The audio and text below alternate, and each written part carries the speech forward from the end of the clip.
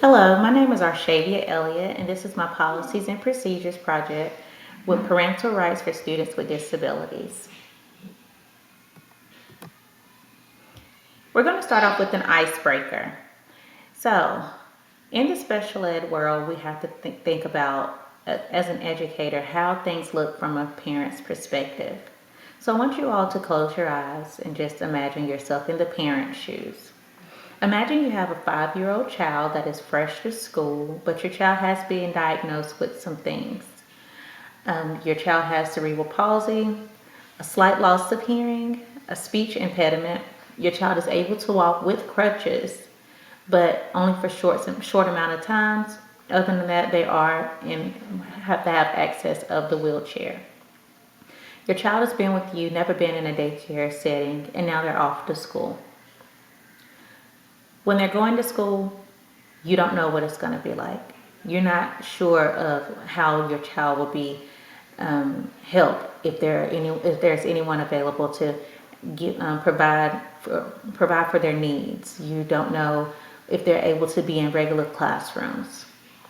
So I want you to think about it. How would you feel as that parent going into this like blindsided or unknown into the public education realm? How are you helping? Are you helping your child at all? Just going in unknown. How would you feel as the parent? How would you help your child? And how do you think your child would feel going into this without any type of support? Exactly. We're not helping our child at all going into this not knowing what rights we have as parents. And I feel if I were that parent, I would feel defeated. I would feel lost. I wouldn't feel as 100% of a parent as I know I could be if I were knowledgeable of those things. So today our presentation is based on trying to make sure that we are able to provide those parents those resources, just to make sure they're up to date with the knowledge and all of the avenues that we do have available to assist. So just to shed some light on the history of different laws and things that have been passed to help us with students or children with disability. So just based on the history, first we have the Rehabilitation Act of 1973. That act was the first federal disability law. It opened so many doors for people with disabilities, especially in the workplace. After that, we have FAPE, the free appropriate public education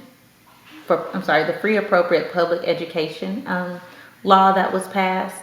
And this coincides with IDEA, Individuals with Disabilities in Education Act. With these, we make sure that students receive when it comes to education, they receive equal opportunities as a child without disabilities. We also have the Education for All Handicapped Children Act of 1975. And with this act, it requires that students have IEPs.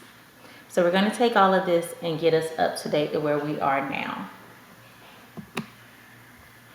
What rights do parents have? When it comes to the rights of our parents, our number one thing is consent, consent, consent. They have to give consent. Another right that the parents have is to be involved. Parents also have the right to say no, and they have the right to request a hearing. When students are labeled with disabilities and they have had those evaluations to create an IEP, here are the steps to create the IEP. Students must have the referral or request a special education evaluation from the parents. Parents must give consent to have the child evaluated. Once the child has been evaluated, they will schedule an IEP meeting. Developing the initial IEP to develop what needs to be put in place for accommodations and modifications for the child. Providing special educational services, for example, if that child needs speech or if they need like some one-on-one pull in or pull out. Monitoring the child's progress over time and reevaluating the IEP as needed. So you do want to make sure that we're monitoring as teachers, we're monitoring those IEPs, keeping parents up to date on any changes that have been taking place, whether if it's we're meeting goals or we're needing to take some steps back because maybe that goal was just a little too far, and let's try to figure out some ways we can reevaluate to meet the needs of the child. How can we as teachers help? We can make sure that we're following those IEPs, okay?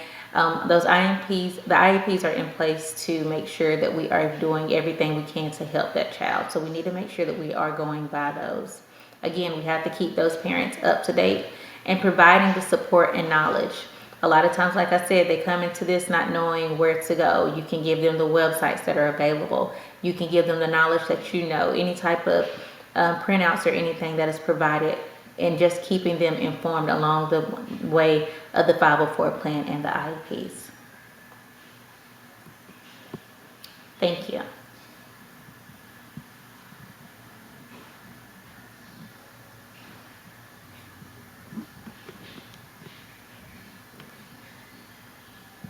Next, we will have, before leaving today, you will have a questionnaire that you have to complete.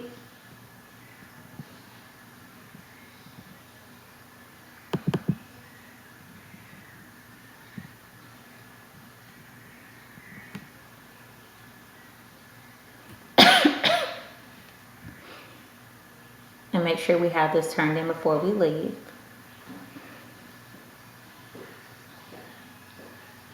All right, so the questionnaire for special ed teachers. Our first one, true or false? Consent does not need to be given from parents in order to conduct an initial IEP evaluation. That is false. We have to get that consent. Next, parents can deny services at any time during the evaluation process. That is true. Parents do have the right to deny services or to have things stopped based on their wants and needs for their child. Parents have the right to be involved in the evaluation. That is true. Parents should be involved as much as possible in that evaluation. It is a scientific fact that when parents are involved and know what's going on with their child, the children tend to do better. Number 4, parents have a right to a hearing. That is true. If parents feel that the modifications or the accommodations are not up to par or meeting their child's needs, or if they just feel that the IEP itself is not correct, they do have the right to a hearing. Number 5, parents can request a reevaluation at any time. That is also correct.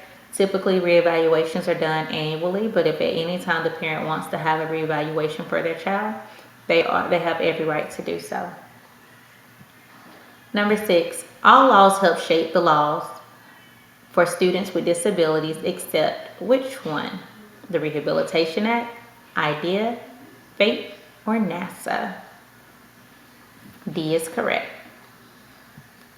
Number 7, FAPE stands for Families and Public Education, Free and Appropriate Public Education, Free and Opposed Education, Families and Pertinent Education. B is correct. Free and Appropriate Public Education. Which website can you locate the handbook for parents with students with disabilities? We have A, www.dpi.nc.gov/parents rights handbooks/downloads. You have B, C, or D, none of the above. The correct answer is A. The district must try to make contact with parents a minimum of blank times when trying to gain consent. A, 5 times, B, 3, C, 1, D, 4.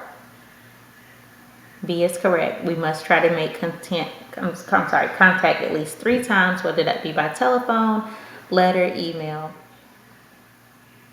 10. How often should a student receive a review for his IEP? A, annually, B, anytime per parent's request, C, every 3 years, D, A, and B. Correct. D will be correct. A and B is typically annually, but parents have the right to request that at any time. All right, this was my presentation. Thank you so much. You have a wonderful day.